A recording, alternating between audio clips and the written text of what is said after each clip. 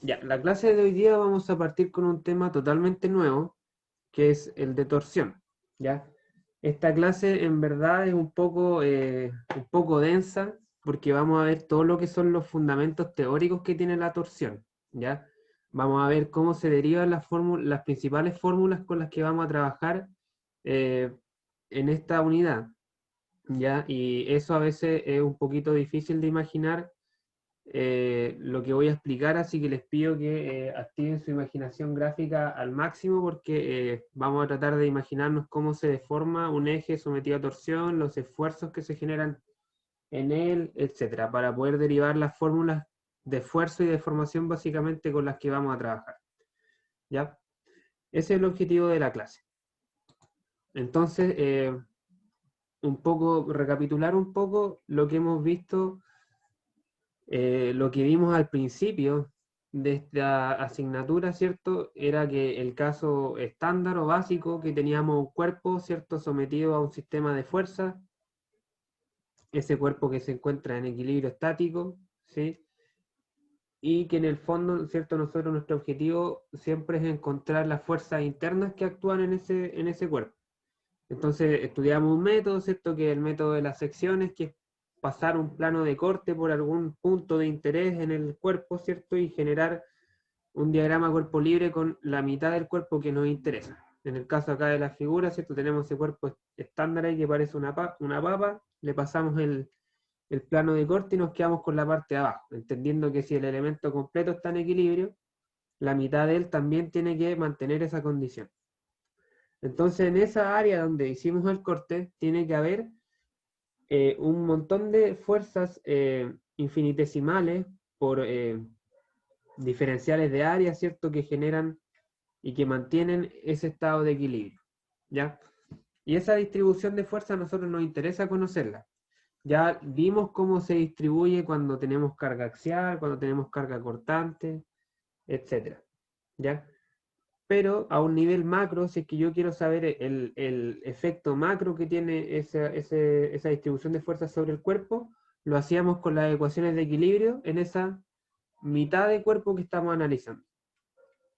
Y de esa manera obteníamos, ¿cierto? Si aplicamos la ecuación de equilibrio, íbamos a obtener una fuerza y un momento resultante en el área donde hicimos el corte, que son estas que están acá. Acá tenemos una fuerza resultante y un momento resultante en el área de corte. Ese momento y esa fuerza resultante tienen el objetivo de contrarrestar las fuerzas externas, que en este caso son F1 y F2, para que esa mitad de cuerpo se mantenga en equilibrio. Entonces yo esta fuerza y este momento los podía descomponer. Podía descomponerlo en una fuerza que sea tangencial al área, otra fuerza que sea normal al área, y lo mismo con el momento. Un momento que sea tangencial al área y otro momento que sea normal al área. Entonces, hasta ahora, si lo pensamos un poco, nosotros ya estudiamos lo que pasa con la fuerza cortante y la fuerza normal, que son las unidades que hemos visto hasta ahora, ¿cierto? Ya sabemos cómo calcular los esfuerzos y deformaciones que sufre un elemento sometido a una fuerza normal. También sabemos hacer los cálculos respectivos si es que el cuerpo está sometido a una fuerza cortante. Y esos cálculos básicamente son esfuerzo y deformación. Eso siempre es lo que nos va a interesar calcular. Y también vimos cómo entrelazar, ¿no es cierto?, esos dos conceptos mediante las propiedades físicas del material. Entonces, ¿qué es lo que nos falta? Nos falta estudiar los momentos. Si ya estudiamos la fuerza cortante y la fuerza normal, nos falta estudiar el momento normal y el momento tangencial. Y este momento normal se llama momento torsor, ¿ya? O momento de torsión, o par de torsión, etcétera. Pero torsión, ¿ya? Así se le denomina a un momento que es perpendicular a un área, a la sección transversal de un cuerpo, que es en este caso. ¿Ya? Entonces, ahora vamos a estudiar qué es lo que pasa con ese momento, qué produce, cómo son los esfuerzos que genera, cómo son las deformaciones que genera. Y la última unidad ya es este momento tangencial, esta m que está acá, que es el momento flector. Y de esa manera estudiamos ya todo el conjunto de efectos que se pueden dar en un cuerpo. ¿Ya?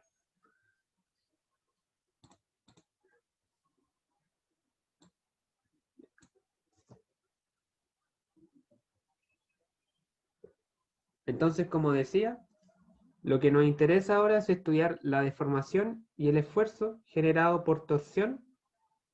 Vamos a partir estudiando la deformación, en este caso, y vamos a acotar nuestro estudio a un eje circular.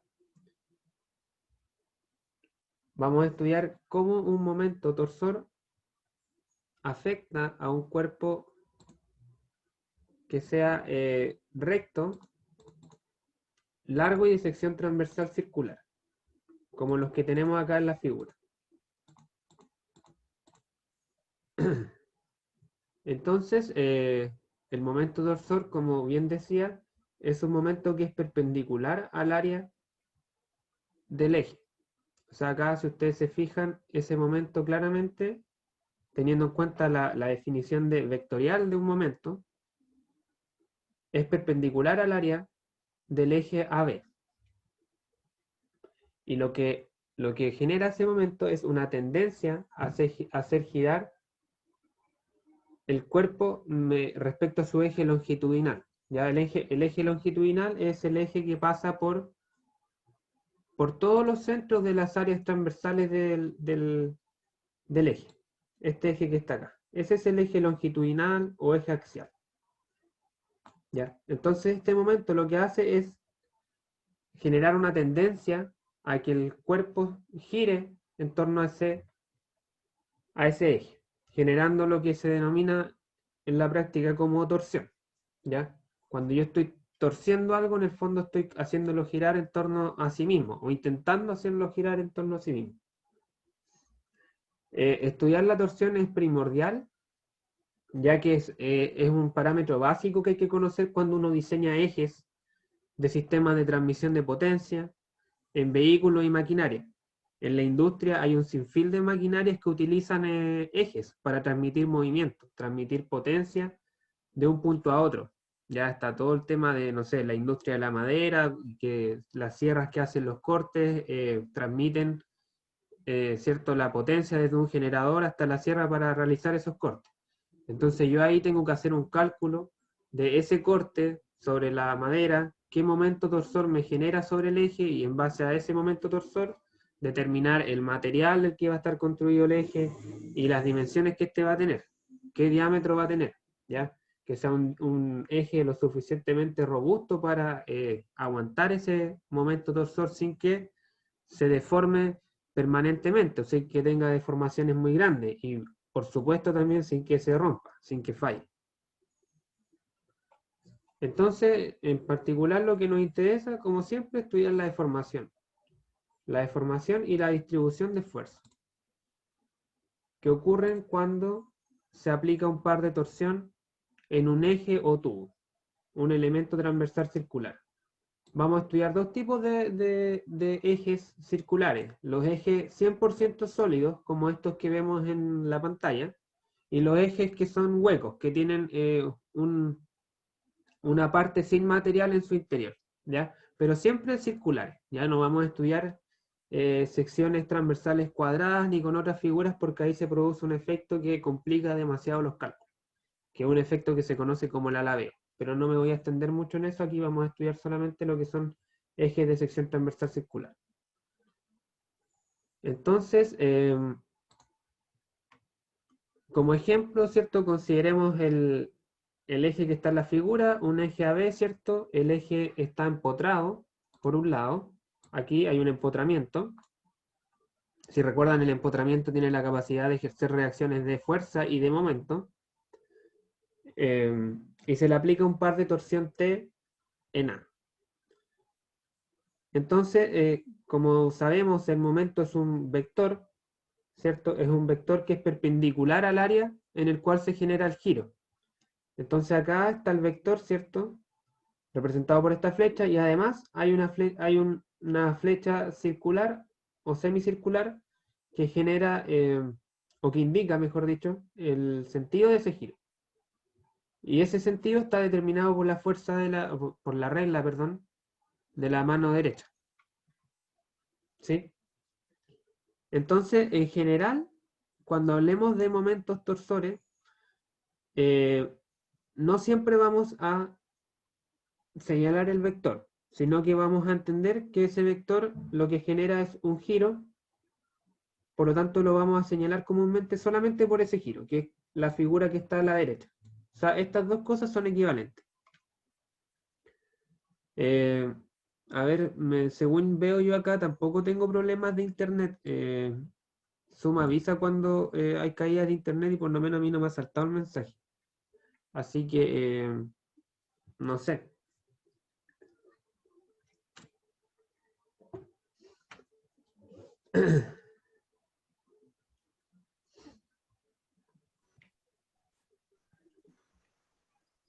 Ya, entonces, resumiendo básicamente, es decir que cuando hablemos de torsión, vamos a representarlo únicamente por el sentido de giro y no necesariamente con el vector. Pero hay que tener claro que cuando estamos hablando de torsión, a pesar de que solamente tengamos este dibujito de acá, hay un vector involucrado. Y ese vector es perpendicular al giro que se está señalando. ¿Ya? Eso tenerlo muy claro. Porque cuando sumemos torsiones, estamos sumando vectores. Entonces hay que tener en cuenta el sentido que tiene ese vector.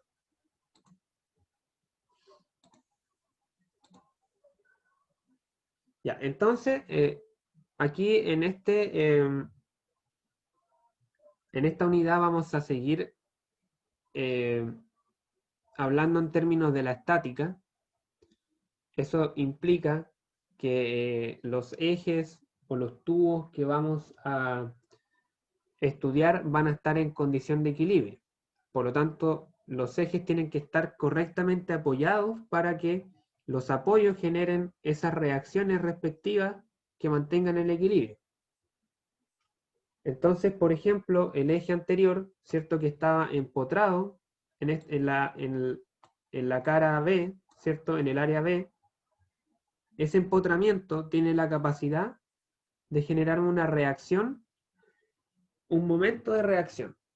Y ese momento, para mantener el equilibrio, ¿cierto? Tiene que ser de igual magnitud, igual dirección y sentido opuesto. Si se fijan acá, los dos momentos son iguales, pero tienen distinto sentido de giro. Si yo representara esto con vectores, bueno, primero que nada tendría, ¿cierto?, el eje longitudinal. El eje longitudinal, que digamos que es este, y si yo representara esos momentos con vectores, tendría, ¿cierto?, este vector momento hacia acá, y acá tendría un vector momento hacia el otro lado. De igual magnitud, igual dirección, porque están en la misma línea, pero sentido opuesto.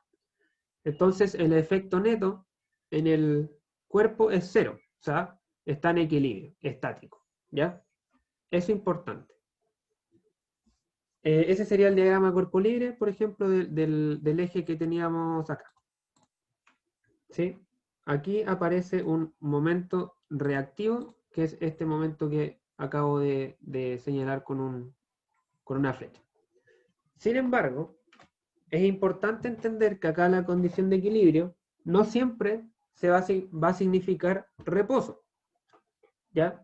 Cuando un cuerpo está en equilibrio estático, puede estar en dos condiciones de movimiento. Puede estar en reposo o puede estar en movimiento a velocidad constante. Entonces, en este caso, como estamos hablando de ejes, que muchas veces lo que se busca de ese eje es que transmita un movimiento, transmita una potencia de un punto a otro, vamos a estar hablando de que si el eje está en equilibrio, puede estar o bien en reposo, o puede estar en un movimiento rotativo a velocidad constante. ¿Ya? Eso quiere decir que el eje rota a cierta velocidad, transmite esa velocidad de un punto a otro, pero esa velocidad es constante. El eje no presenta aceleraciones rotativas, aceleraciones angulares. ¿Ya? Y esta circunstancia se conoce como que el eje gira solidario. ¿Ya?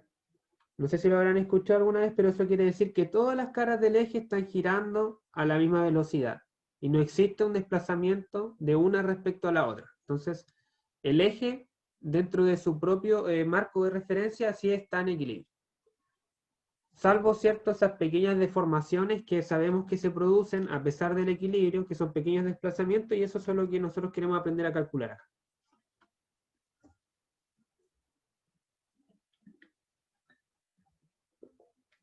Entonces acá, a pesar de que el eje se esté moviendo a velocidad constante, rotando a velocidad constante, también las ecuaciones de equilibrio se tienen que cumplir, porque no hay aceleraciones.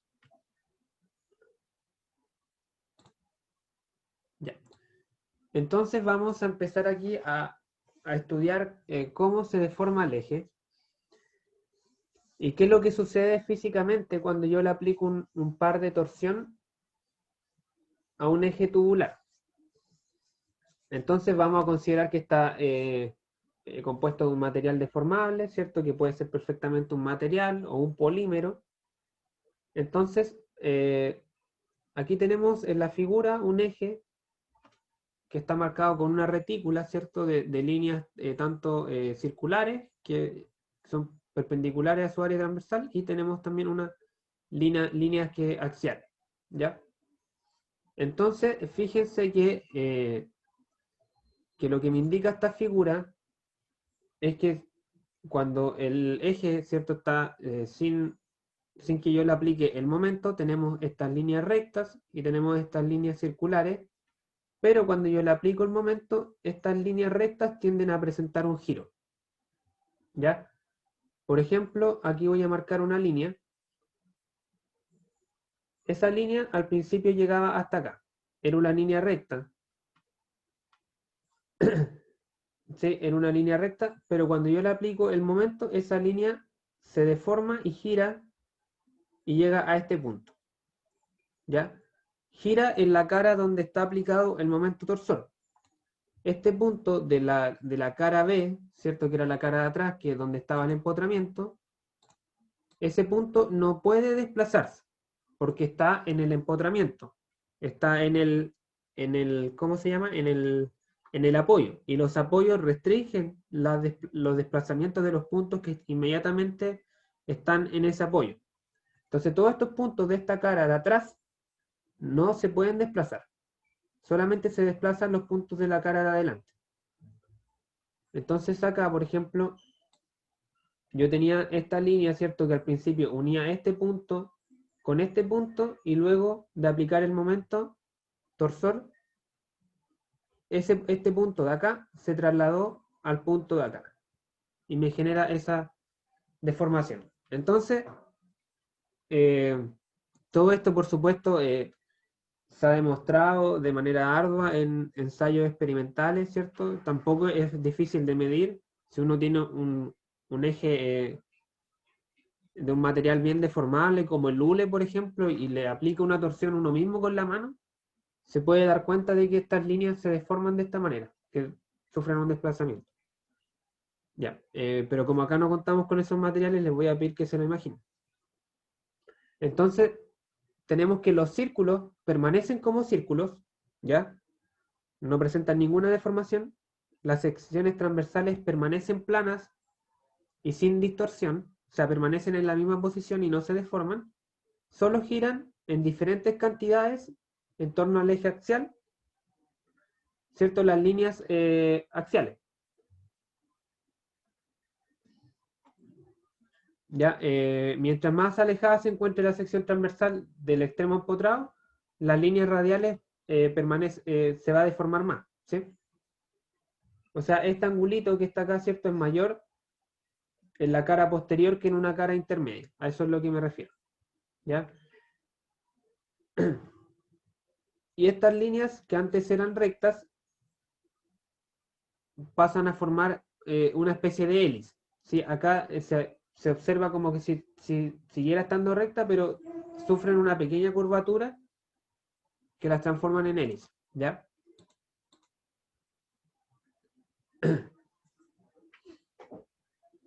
Entonces, volvamos al ejemplo anterior, consideremos el mismo eje anterior, ¿cierto? Definamos ahora que tiene un largo L, está fijo en un extremo, ¿cierto? En el cual se aplica un momento torsor T.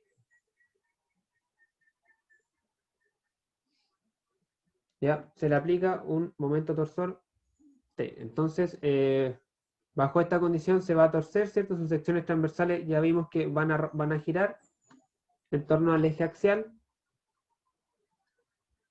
Y el extremo libre del otro extremo, donde aplico el torsor, va a ser el que sufra el mayor giro, el cual vamos a describir a partir del ángulo φ. Y ese ángulo lo vamos a llamar el ángulo de giro. ¿Ya? Entonces acá lo que vemos es básicamente lo mismo que explicábamos en la diapo anterior. Tenemos el eje sin deformar, sin la aplicación del momento torsor. Tenemos esta línea. La línea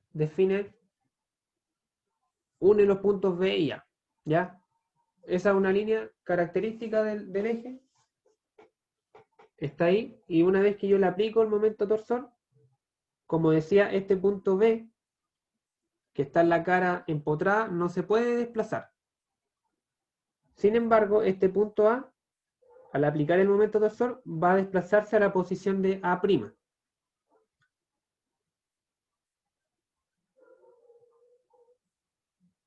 Entonces, esta línea radial que unía al centro del área con el punto A, va a pasar a ser ahora esta línea que une el centro con el punto A'. Y el ángulo que forman lo vamos a llamar φ, que es el ángulo de giro, o el ángulo de torsión, y que indica cuánto giró el área. Obviamente acá estamos hablando de deformaciones muy pequeñas, esos ángulos son muy pequeños, estamos hablando del orden de 1 grado o menos incluso, ¿ya? Son deformaciones imperceptibles, igual como en cargas axiales nos daban deformaciones de 0,2 milímetros, 0,3 milímetros, acá igual, pero la deformación acá la estamos midiendo en grados, no en distancia.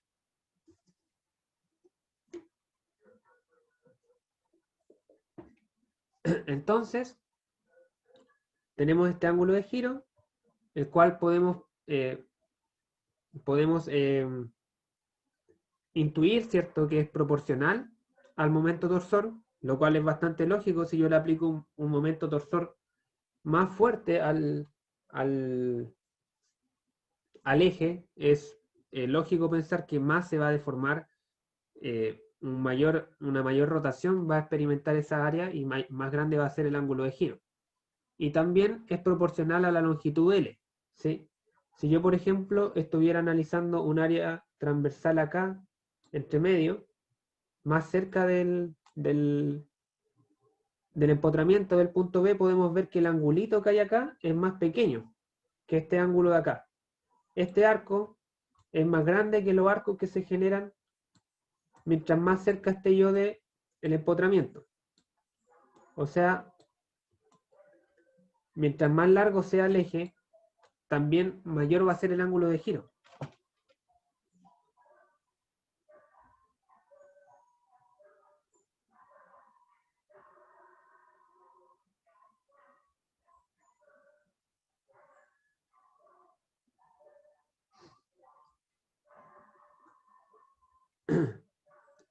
¿Ya? Entonces el ángulo de giro va a depender de la posición donde yo lo mida. Si yo lo mido en la cara externa, en la cara más alejada del empotramiento, va a ser mayor. Pero si lo mido entre medio, va a tener valores menores, ¿sí? Entonces podemos decir que el ángulo de giro va desde 0 en la cara del empotramiento, aquí, ¿cierto? Aquí el ángulo de giro es 0. Luego va aumentando progresivamente hasta llegar a un valor máximo, que es este valor φ.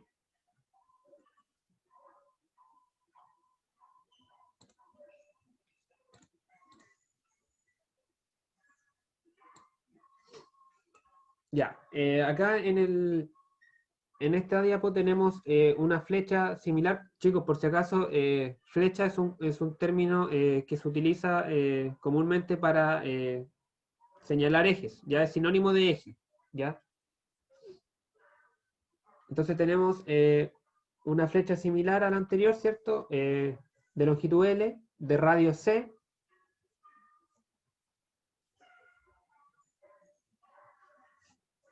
y que ha sido, ¿cierto?, girada o deformada debido a un momento torsor T que genera un ángulo phi. Entonces lo que vamos a hacer acá es analizar una capa interior del eje. ¿Ya? Imagínense que este es un eje sólido, pero el eje tiene muchas capas, ¿cierto? O sea, está lleno de material y yo acá quiero ver qué es lo que pasa en una capa arbitraria que está entre medio del eje. ¿Ya?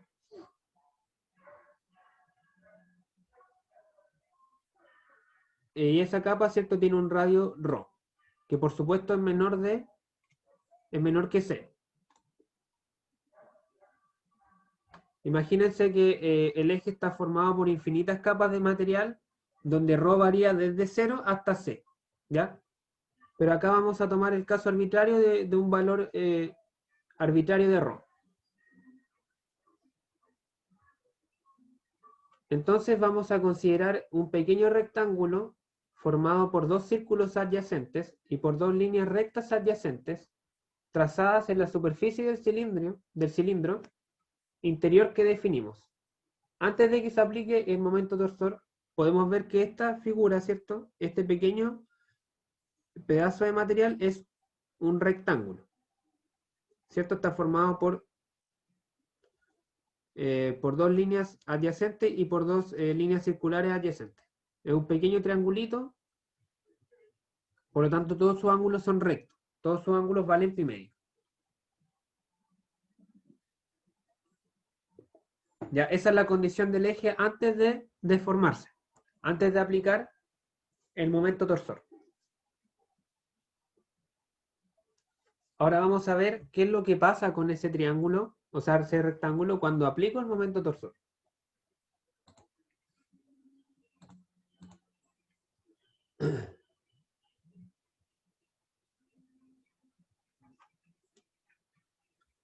Entonces, como habíamos conversado recién, cuando aplicamos el momento torsor,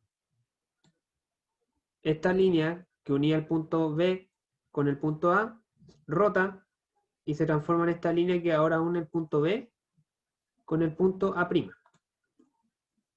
¿Sí? Y la línea que estaba abajo, la línea adyacente, también rota y forma esta línea que está acá. Entonces, ese triangulito que teníamos antes, que este que está en la figura de arriba, ahora pasa a formar una especie de rombo. ¿Sí? Una especie de rombo. Después de que yo le aplico el momento torsor y lo deformo. Entonces vamos a definir este ángulo gamma, que es este angulito que está acá. Vamos a definir este ángulo gamma, que es el ángulo que define el giro de la línea AB respecto al punto B al transformarse en la línea A'B'. ¿Ya? En el fondo es el ángulo en el que giró la línea AB. Podemos ver, ¿cierto?, que ese angulito es el mismo ángulo que se genera en el rombo, ¿cierto? Si yo tengo, perdón, la línea original, ¿cierto? Ese ángulo se repetiría acá, aquí.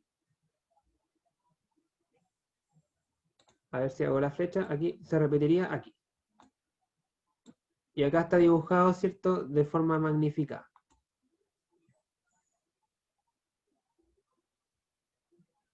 Entonces, ese ángulo gamma se repite en el rombo. Y si recordamos, cuando nosotros definimos valga la redundancia, definición básica de deformación angular, de deformación por cortante, esa deformación se definía como la diferencia entre el ángulo inicial y el ángulo final cuando el ángulo inicial era de 90 grados, cuando el ángulo inicial era de pi medios. Entonces podemos ver que este rectángulo cumple esas condiciones. Antes formaba un ángulo de 90, ahora forma un ángulo θ', y la diferencia podemos ver gráficamente que tiene este valor de gamma.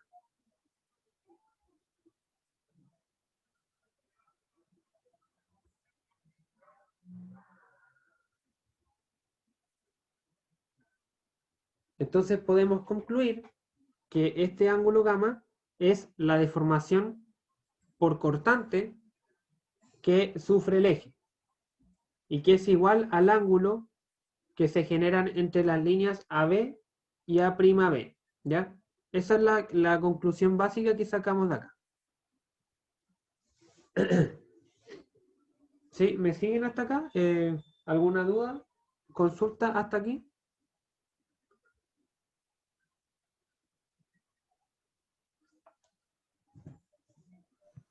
Todo bien. Ya, excelente. Ya, entonces básicamente lo que hemos hecho es analizar geométricamente qué es lo que pasa con la deformación en el eje y asociar esa deformación con la definición de deformación angular. ¿Ya? Seguimos entonces.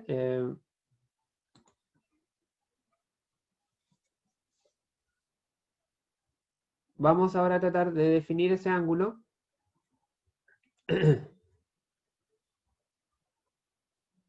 Vamos a definir este ángulo gamma por su tangente. La tangente de gamma, sabemos que para ángulos muy pequeños se aproxima al ángulo, la tangente se aproxima al ángulo por serie de Taylor, ¿sí? Y podemos ver que este triángulo, que lo voy a remarcar ahora en la figura, tenemos este triángulo aquí,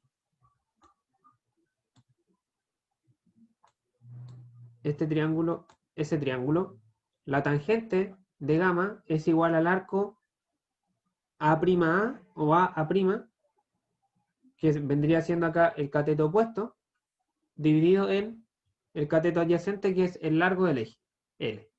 ¿Ya? A pesar de que sabemos que este A' no es una línea recta, sino que es un arco, tiene una curvatura, es tan pequeño, ¿cierto?, que podemos perfectamente aproximarlo a una línea recta. Acá todos los dibujos están exagerados, acá los ángulos son todos muy, muy pequeños. ¿Ya? Entonces llegamos a la conclusión de que gamma es igual al arco AA' dividido en L. Despejamos AA' y me queda que vale L por gamma. Por otra parte, si observamos el área de la cara extrema, podemos definir el arco AA', ¿cierto?, como el radio por el ángulo que forma ese ángulo, ¿sí? Ya, esa es una definición matemática geométrica que ustedes debiesen conocer. El arco es igual a radio por ángulo. Entonces, acá tenemos que este ángulo AA', o sea, el arco AA' es igual al radio, que es ρ, por el ángulo de giro, que es φ.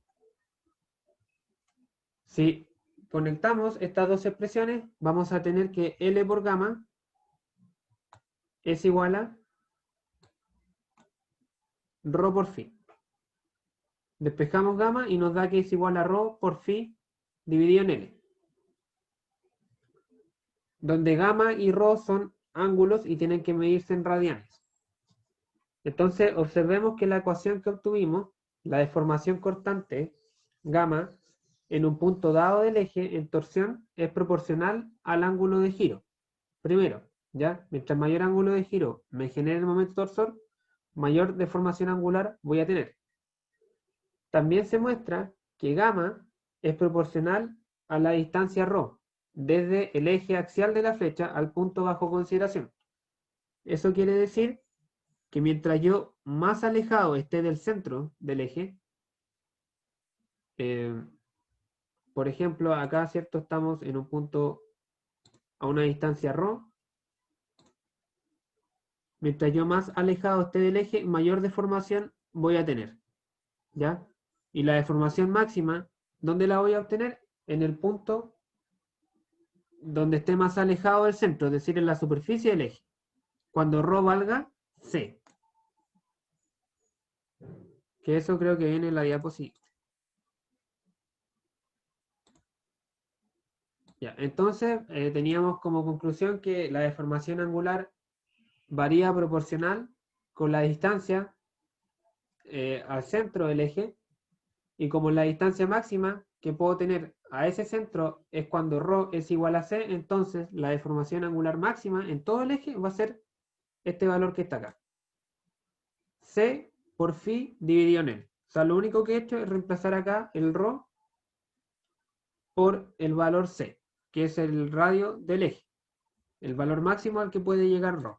ρ va desde 0, es un valor móvil. Imagínense que ρ es un valor móvil. Móvil que barre el eje. Y va desde 0 hasta C. Entonces luego, si elimino phi de las ecuaciones, se puede expresar la deformación cortante gamma a una distancia ρ del eje de la flecha como la siguiente expresión.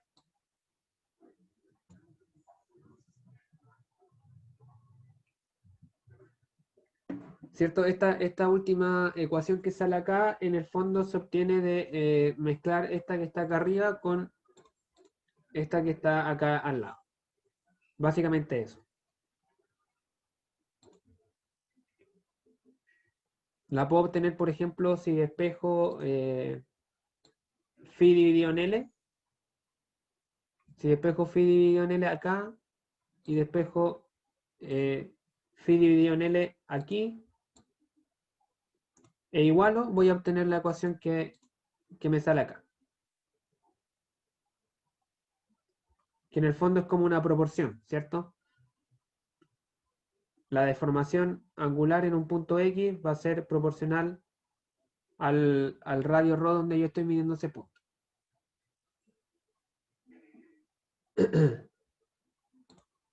Entonces, dudas, consultas hasta acá. Aquí la conclusión más importante, insisto, es esa, que la deformación angular es mayor mientras más alejado del centro del eje yo esté midiendo, siendo el punto máximo el que está más alejado posible, el extremo del eje.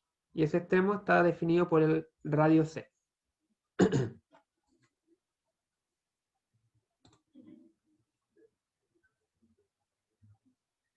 Ya, entonces ahora vamos a dejar guardadita esa expresión que obtuvimos de deformación y vamos a ver qué pasa con los esfuerzos. ¿Ya? Vamos a ver qué pasa con los esfuerzos. Vamos a seguir con el mismo eje, ¿cierto? El eje que está empotrado en B, le aplico un momento en A, el empotramiento me genera un momento reactivo de vuelta, ¿cierto? Y igual que lo que hemos hecho, ¿cierto? Durante toda esta asignatura, si queremos conocer un momento torsor en alguna cara, en alguna sección transversal intermedia del eje, lo que hacemos, ¿cierto? Es un plano de corte. Ya eso lo hemos hecho para calcular fuerzas, ahora lo vamos a hacer para calcular momentos. Entonces hacemos en el eje AB, queremos calcular el momento interno, pasamos un plano de corte en C y hacemos, ¿cierto?, el diagrama de cuerpo libre de una de las dos porciones, ya sea de la porción BC o de la porción CA, da lo mismo, pero nos quedamos con una.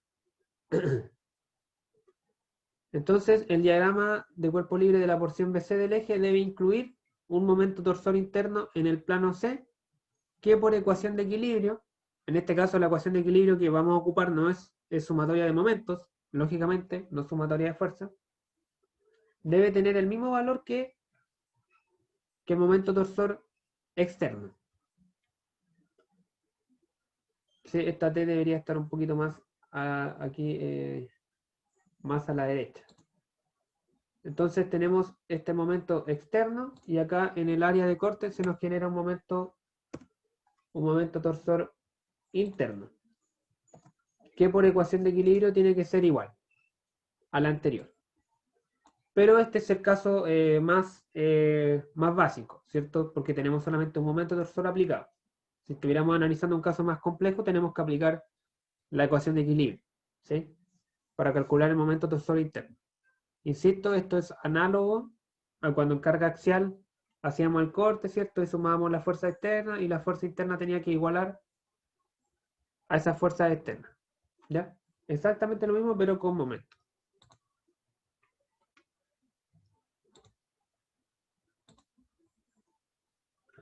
Pero nosotros sabemos que el momento interno Resultante, ¿cierto? Es un efecto macro que surge a partir de fuerzas internas. ¿Sí? Sabemos que en el fondo cuando hacemos un corte, en ese corte se generan fuerzas internas en las partículas o pequeños elementos diferenciales de área que existen en ese plano. Ya, eso quiere decir que cada elemento diferencial de A que se encuentra en ese plano de corte va a ejercer una pequeña fuerza elemental de F. Y en conjunto, si yo sumo todas esas fuerzas diferenciales, me tienen que sumar el momento torsor. ¿Ya? Entonces, a lo que voy acá es que esta figura de la derecha, ¿cierto? Es como la perspectiva macro del eje y se obtiene de las ecuaciones de equilibrio. Pero nosotros sabemos que en la realidad lo que existe en esa cara interna son fuerzas internas, pequeñas fuerzas internas, que las vamos a llamar dF. Cada fuerza de F en un elemento diferencial de A.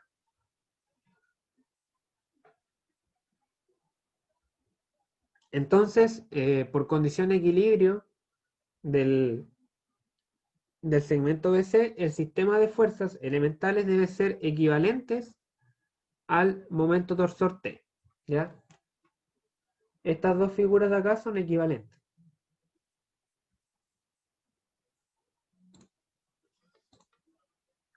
Son equivalentes, son iguales.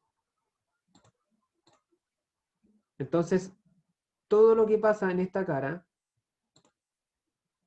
todas estas fuerzas internas tienen que ser equivalentes a este momento torsor. Eso implica que las fuerzas elementales o diferenciales de F deben ser perpendiculares al radio del eje, de tal manera de generar el momento, y también implica que al sumar todas esas fuerzas diferenciales, la fuerza resultante debe ser nula, ya que en esa cara no hay fuerza resultante, no hay fuerza neta, solamente hay un momento neto, ¿ya? Entonces, al sumar las fuerzas me tiene que dar 0, y al sumar los momentos que producen esas fuerzas, me tiene que dar el momento torsor T. Lo que estoy diciendo acá es básicamente que para generar este momento torsor T, yo tengo que calcular el momento que hace esta fuerza de F, luego sumarle el momento que genera esta otra fuerza, y eventualmente todas las fuerzas que hay en esa área. Que acá solamente dibujé 3, pero son infinitas, casi infinitas, ¿sí?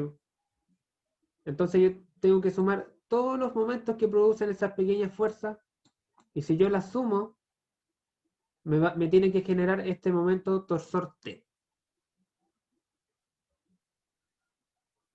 Sin embargo,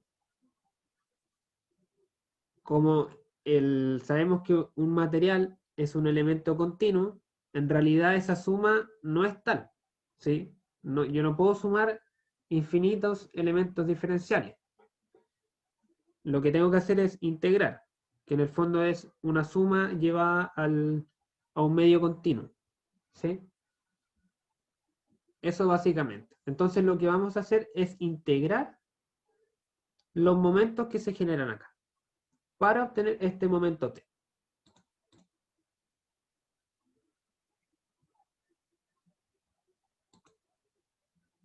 Entonces vamos a denotar de nuevo como ρ la distancia perpendicular desde DF al centro del área transversal, ¿cierto? Acá está ρ.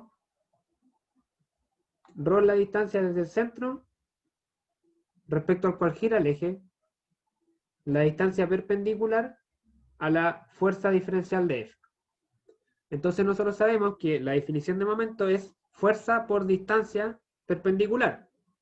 Entonces esa fuerza diferencial me va a producir un momento diferencial que va a ser igual a ρ por df. Ahora, si integramos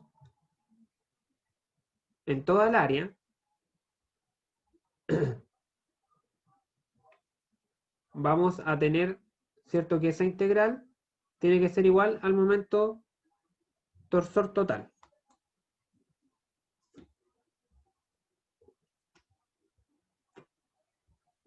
Eso era lo que conversábamos delante. Si yo sumo todos los momentos, tiene que darme ese momento torsor, ese momento grande. Pero como es un medio continuo, integramos. Integramos ρ por df. Luego, como estas fuerzas internas, por cierto, son cortantes, son 100% cortantes, no tienen componente normal. No tienen componente normal porque en el área, o porque en el eje, en el fondo, no hay fuerzas normales. No hay fuerza normal externa, por lo tanto, no tienen que generarse fuerzas normales internas. ¿Ya? Solamente se generan fuerzas cortantes. Y sabemos que la definición de esfuerzo cortante, ¿cierto? Es fuerza dividido en área. Por lo tanto, la fuerza cortante es igual a esfuerzo cortante por área. Y si eso lo llevamos a una fuerza diferencial, tenemos esta ecuación de acá. dF es igual a esfuerzo cortante tau por dA. Donde tau, ¿cierto? Es el esfuerzo cortante que se genera en esa pequeña área dA. Entonces reemplazamos este diferencial de fuerza, lo reemplazamos en nuestra integral y nos va a quedar esta integral de acá. Nos va a quedar la integral en el área de ρ, que es el radio, un radio variable, por tau, que es el esfuerzo cortante, por dA.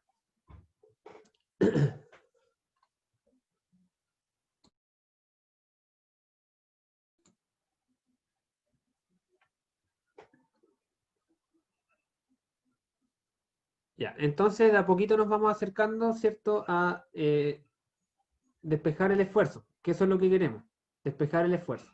Por lo menos ya está en la ecuación, pero está dentro de la integral, entonces tenemos que trabajar un poco más. Entonces, ahora vamos a hacer la suposición de que el material, ¿cierto?, es un material homogéneo, que es elástico lineal, ¿cierto? Si es elástico lineal, ya vimos lo que pasa con su diagrama esfuerzo-deformación. Y vamos a suponer también que los esfuerzos cortantes no sobrepasan el límite de fluencia, que en el fondo es lo que a nosotros nos interesa como ingenieros, que se comporten nuestros elementos mecánicos, ¿cierto? Nuestras estructuras, nuestras máquinas, nos interesa que se comporten bajo el límite de fluencia. Por lo tanto, es posible aplicar la ley de Hooke, ya que no van a haber esfuerzos permanentes, o sea, deformaciones permanentes. Entonces vamos a relacionar la deformación cortante con el esfuerzo cortante con la ley de Hooke para cortante. ¿Sí? Donde G, ¿cierto? Esta constante de acá es el módulo de rigidez o módulo de corte, que es una propiedad intrínseca del material.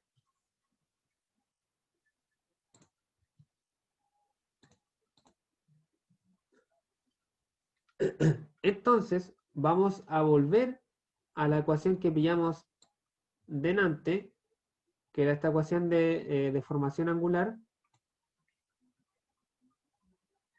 ¿cierto? En la que encontramos la relación lineal entre deformación y radio. Vamos a multiplicar por el módulo de rigidez a ambos lados y vamos a tener esta ecuación de acá. Y vamos a tener entonces que el lado izquierdo, G por gamma, o módulo de rigidez por deformación angular, me da esfuerzo cortante. Y por el otro lado lo mismo. Módulo de rigidez por deformación angular máxima me tiene que dar esfuerzo máximo. Profe, Dime. yo tengo una pregunta sobre cuál es la diferencia entre, porque gamma es un ángulo, ¿cierto? Sí, gamma es un ángulo. ¿Cuál es la diferencia entre gamma y phi? ¿Era el ángulo del principio? Sí, sí. ¿Cuál es la diferencia? La diferencia es básicamente dónde estoy midiendo. Mira, a tener que volver para atrás. Acá está phi. Phi, ¿cierto? Se mide en el área transversal de la figura, ya del eje. el área transversal. Aquí es este angulito que se forma respecto al centro del área transversal del eje. Mientras que gamma es un ángulo que se forma entre las líneas axiales, entre la línea axial AB y la línea deformada A'B.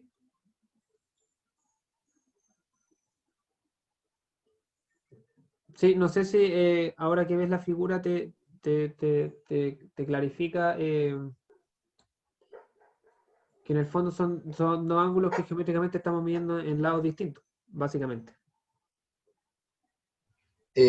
Claro, es como que el phi es para el cilindro completo y el gamma es para como una parte, como para un subcilindro, por decirlo así, ¿o no?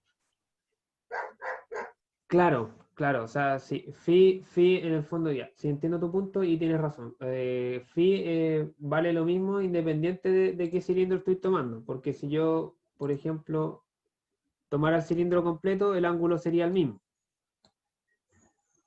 Sí, sería el mismo, pero gamma no.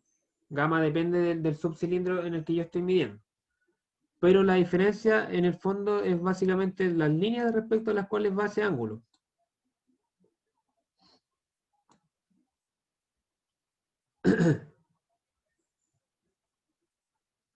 Además depende de otros factores, por ejemplo, phi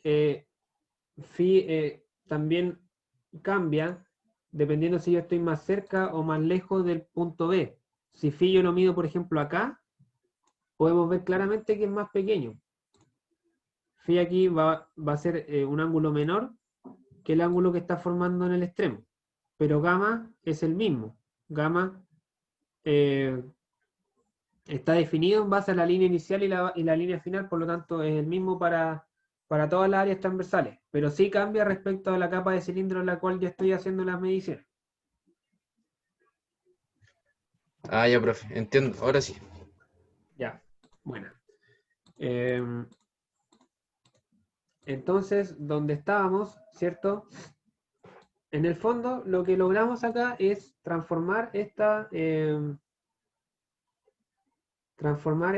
ecuación que me relacionaba las deformaciones con los radios, la transformamos en una ecuación que me relaciona los esfuerzos con los radios, mediante la aplicación de la ley de Hooke, ¿ya?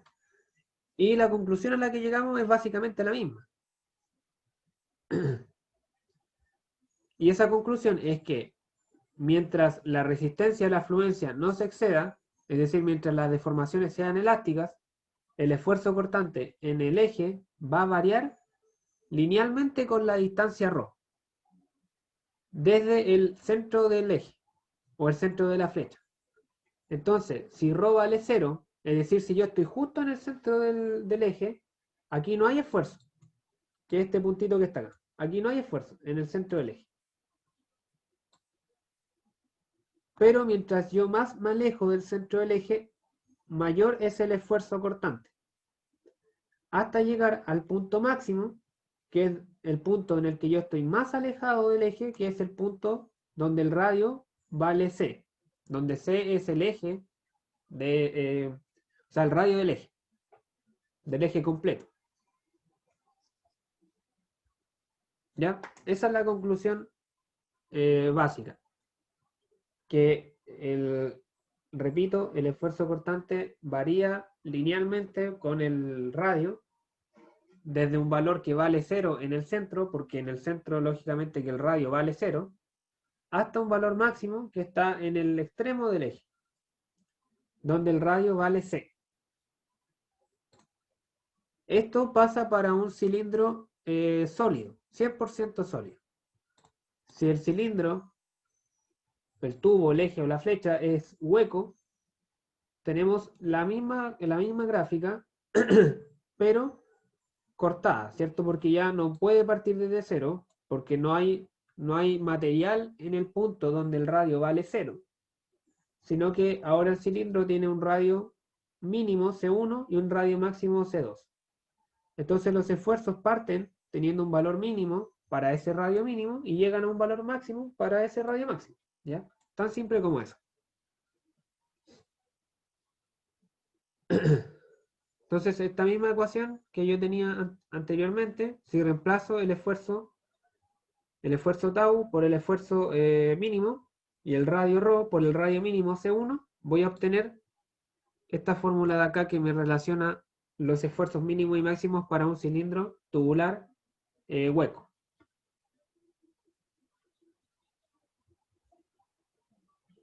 Ya, misma conclusión que antes.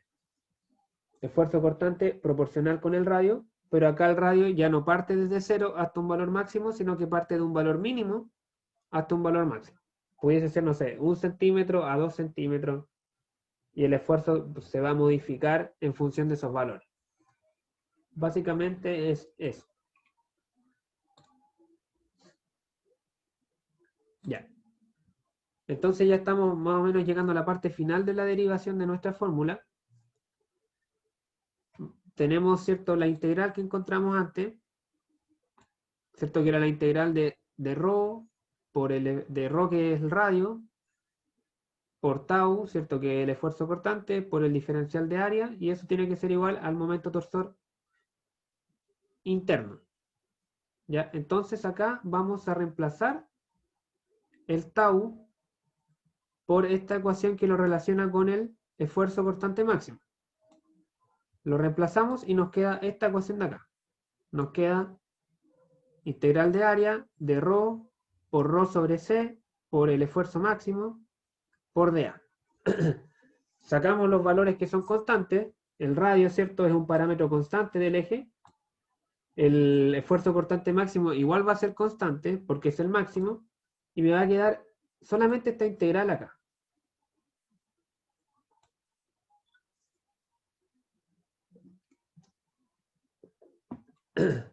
Ahí parece que tuvo una baja de conexión, así que no sé si se está escuchando bien ahora.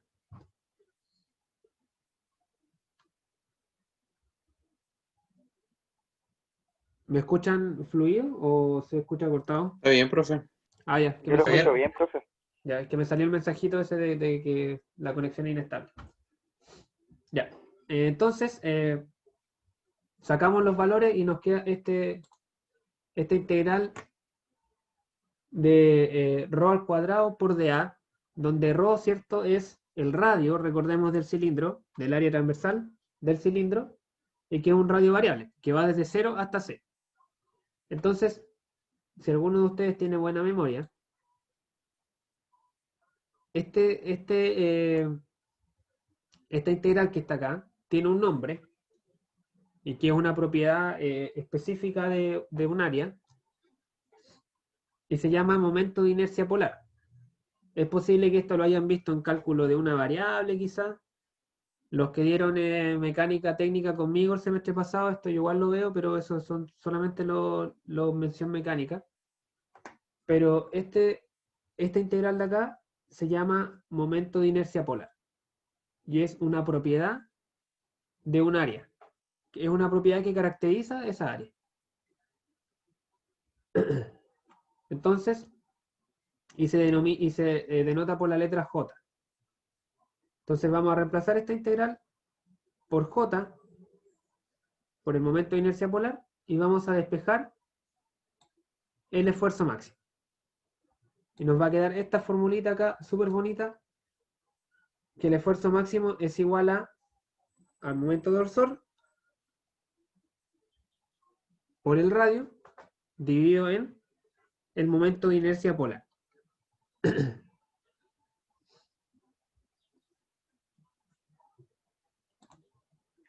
Pero esta fórmula es solo para el esfuerzo máximo.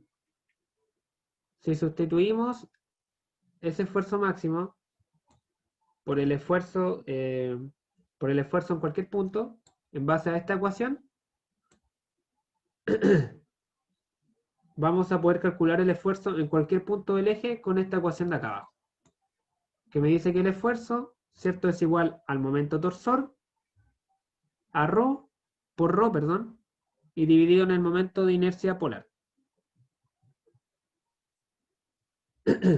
Y esa ecuación se llama ecuación de torsión elástica, ¿ya? Que es la ecuación que me sirve para calcular el momento, o sea, el esfuerzo cortante en un eje de sección transversal circular compuesto por un material elástico lineal, siempre que no se exceda el límite de fluencia. Esas son las condiciones con las que dedujimos esta fórmula. Y fíjense que se cumple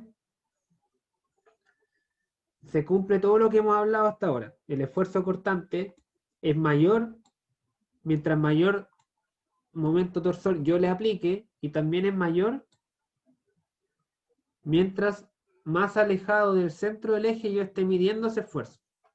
O sea, es proporcional al radio. Y es inversamente proporcional al momento de inercia polar. Porque el momento de inercia polar es una propiedad que mide, en cierto modo, la tendencia o la resistencia que un material, o sea, que un área, geométricamente, ejerce a la rotación. O sea, mientras mayor momento de inercia polar tenga un área, más resistencia va a ejercer esa área a una posible rotación. ¿Sí? Por lo tanto, va a estar menos propensa a girarse. Y si se gira menos, genera menos deformación, genera menos esfuerzo. Ese es básicamente el análisis que se puede hacer de esta fórmula.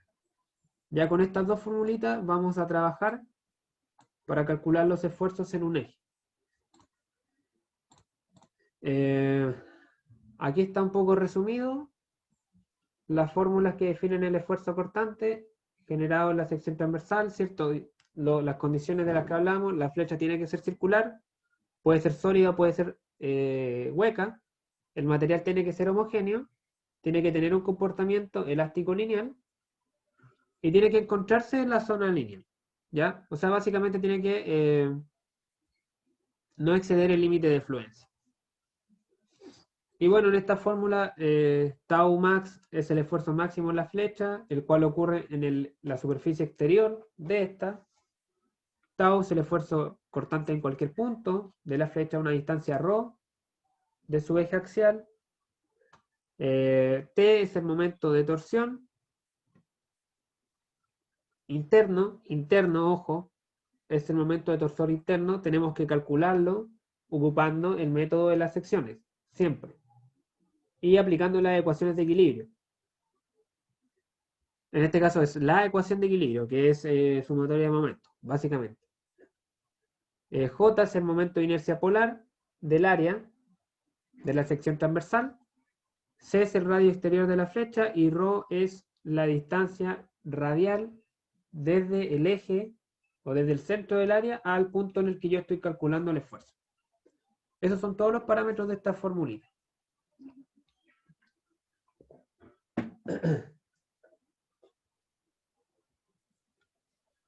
Y por último, el momento de inercia polar, para los que no lo sepan, como dije, ya es una propiedad geométrica de las áreas, y para un eje sólido de área circular de radio C, el momento de inercia polar tiene este valor, que es pi medio por el radio a la cuarta.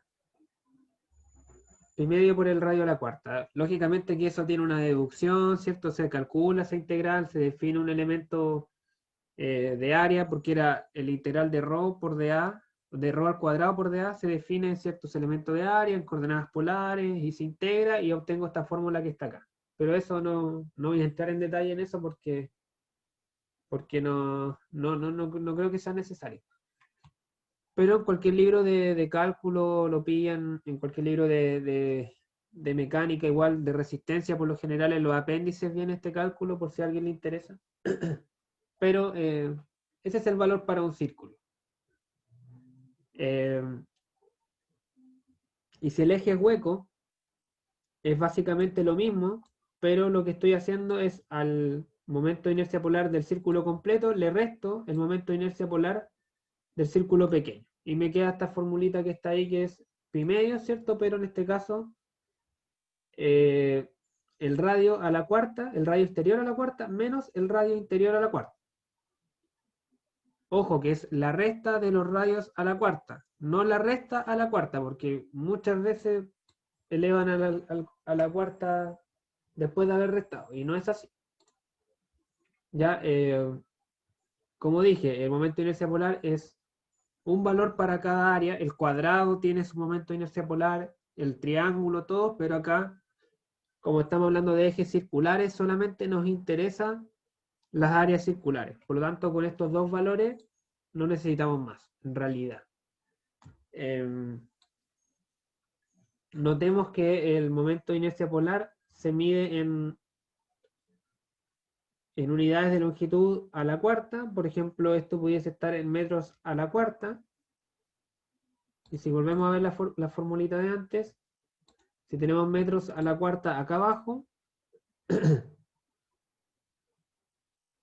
acá tenemos metro y tenemos momento torsor, que es newton por metro, me queda newton por metro al cuadrado dividido en metro a la cuarta, y eso me da newton por newton dividido en metro cuadrado, y eso es unidad de esfuerzo. Por lo cual es todo perfectamente congruente, ¿cierto? Todo calza respecto a la unidad. Me dan la unidad de esfuerzo que yo quiero.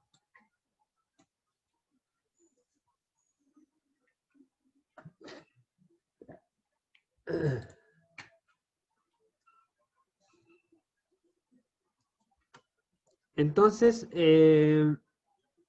eso chicos, no puse ejemplo porque pensé que me iba a demorar mucho en explicar esto. La próxima clase partimos con un ejemplo. Si bien acá esta deducción es un poco tediosa y quizás es un poco difícil porque tiene harta geometría, ¿cierto? Integrales y demás, pero vamos a ver que en el fondo, con la fórmula que vamos a trabajar, son estas dos, que son fórmulas sencillas, es cosa de identificar bien cada uno de sus valores y aplicarla. Pero es importante, sí, que repasen un poco esta deducción que hicimos, que sepan lo que estamos calculando, el esfuerzo, dónde lo estamos calculando, ese esfuerzo, qué dirección tiene, eh, que se genera a partir de una fuerza interna, ¿cierto? Etcétera. La deformación, tener claro que la deformación, ¿cierto? Es lo que estamos midiendo esto, cuánto gira este pequeño elemento del cilindro, etc. Eso es importante que lo manejen porque después, ¿cierto? Siempre hay errores de interpretación de este tipo de cosas cuando hay ejercicio. Generalmente se tiran de cabeza la fórmula y no saben lo que están calculando. Entonces es importante que manejen eso. Así que eso chicos, la próxima clase eh, vemos un ejemplo y también nos faltan un par de cositas más que calcular. ¿Sí? Tenemos básicamente lo que nos queda es poder encontrar un valor para este ángulo phi, ya a partir de lo que ya hemos visto. Pero eso lo vamos a ver en la próxima clase. Así que no sé si hay alguna duda, alguna consulta, algo que no haya quedado claro.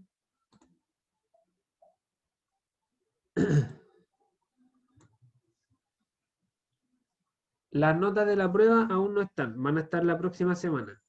¿Ya? La próxima semana las voy a subir a Campus Virtual.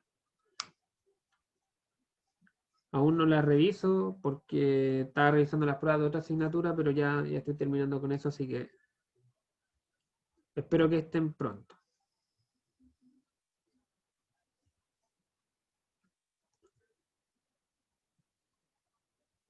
¿Alguna otra consulta, muchachos?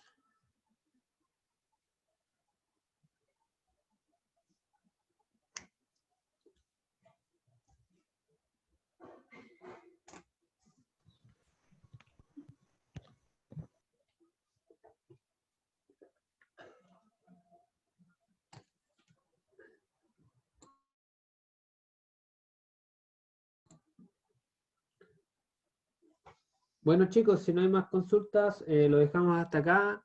Nos vemos el día martes.